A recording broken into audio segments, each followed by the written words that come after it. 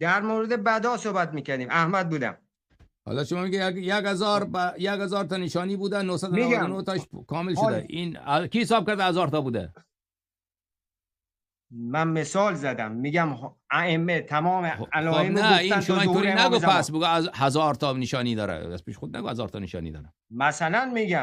مثلا میگم حال مردم آخر الزمان و علما، بدعت ها آشکار میشه، علما نمیدونم چی میشن، مردم چی میشن، زنها شبیه مردم میشن، مردم شبیه زنها میشن، نمیدونم این از حریص شدن به مال دنیا، نمیدونم اونایش همیشه بوده. آخر از اون زمان که عالما بد باشه، ببین عالم بد باشه او همیشه سابقا خیلی بد بودن، چیزی نو نیست.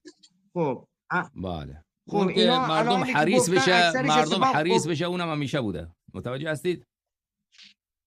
بله آره. میگم علائمی که ائمه گفتن تمامش اتفاق میفته، به این صورت نی که همش بدا صورت بگیره.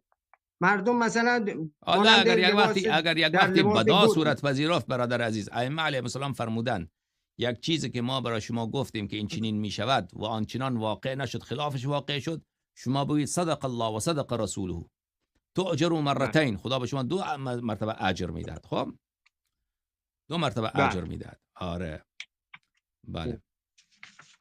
مثلا در روایات ما زیاد داریم که با زوال دولت بنی عباس، امام زمان علیه السلام ظهور میکند. خب این که زوال اونا خیلی وقت زوال کرده ولی ظهور نکرد دیگه. این شاید بدای حاصل شده. بنی عباس یه عده میگن بنی عباس این حکومت الان حکومت دجالی است. نه اونم خیلی معلوم نیست. بنی عباس ثانی، بنی عباس اصلا ثانیشان معلوم نیست. ثانیشان در روایت نیامده، مردم درست کردن.